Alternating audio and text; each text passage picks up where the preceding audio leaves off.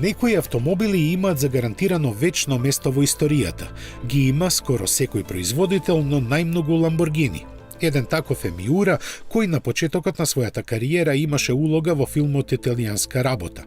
Тој судбината на големото платно ја заврши во длабока провалија, со што со право примерокот користен за снимање се сметаше за изгубен. Се досега кога од Lamborghini открија дека всушност во филмот се употребени два автомобила, уништениот веќе претходно имал доживеано сообраќајна несреќа. Оној со кој се снимеле сцените во возењето бил вратен во фабриката да биде подготвен за испорака на неговиот прв сопственик, еден купувач од Рим. Новите факти велат дека тој сега се наоѓа во една приватна збирка во Лихтенштајн. Бил купен лани без посветениот колекционер воопшто да знае дека е користен во споменатиот филм. Затоа се дознало откако возилото го испратил во фабриката за верификација дека е во оригинална состојба.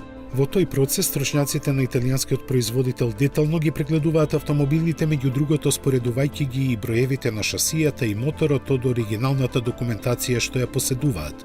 Овој модел се смета за пионер меѓу високоперформансните спортски двозеди со централен мотор, како претходник на легендарниот Конташ со своите максимални 276 км на час. На времето тој беше најбрзиот серијски автомобил.